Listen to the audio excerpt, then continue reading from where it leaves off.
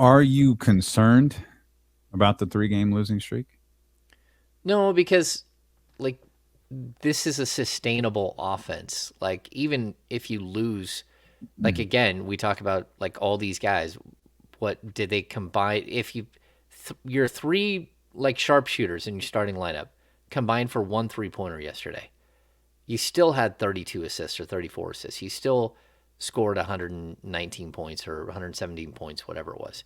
So no, like this offense can really crank, but we talk about this early on, right? Like the efficiency of the offense will help your defense.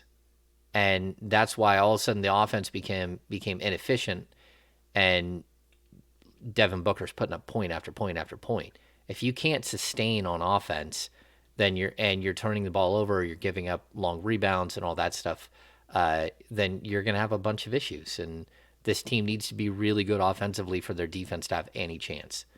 That's just the way it is. This defense needs to get back and have the ball, have the other team inbounding the ball after a made basket because they're just not that good. I'm not concerned about the 3-game losing streak either, James. But you know what I am concerned about? A 4-game losing streak. The 4-game losing streak is going to be monumentally different than a 3-game losing streak, only because who the 4th game would be against. The world will end for the Beam and the Kings as we know it tomorrow at 9:30 if they do not have more points than the Indiana Pacers. Oh, everybody's amped up for this one. We knew when that schedule came out, November 30th, Golden One. I don't know that everybody expected Indiana to play the way that they were. I don't know where people honestly expected the Sacramento Kings to be, but let's call it what it is. They're at about 500 right now. They're a game over 500. The Pacers are, I think they're 12-9 after last night's win against the Los Angeles Lakers. The amount of bad press, the amount of lame podcasts and articles that have been written and made regarding this deal and how dumb Sacramento is. And I guess Domantas Sabonis is a horrible basketball player.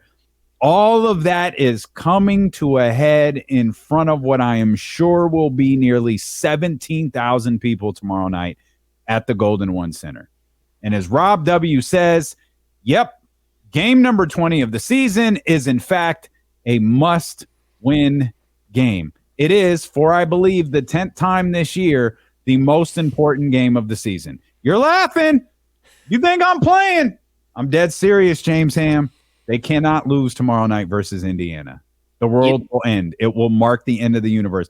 That beam will be like the laser in Independence Day. It'll just blow everything up and it'll all be over. That's amazing. Yeah. I mean, look, I think it's always funny to me that certain games mean so much to certain people. And I don't think the Kings look at it as anything other than another game and a home game and a game when they know that they've got a tough schedule that they've got to get. They've got to get this game because they've got to get this game. They don't have to get this game because they've got to beat Buddy Hield and Tyrese Halliburton. On the other side, I think that there are hurt feelings. And I think that there's at least one guy who really, really wants to stick it to the Kings.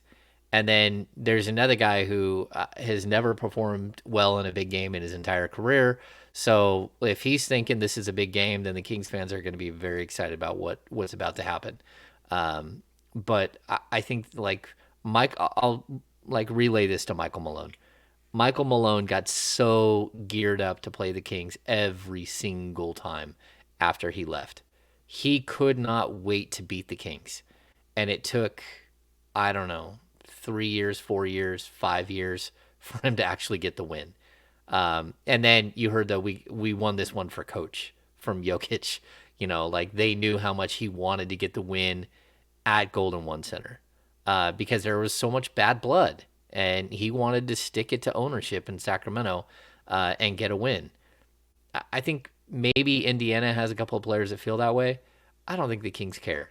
They just want to get a W, and it doesn't matter who it is they're playing.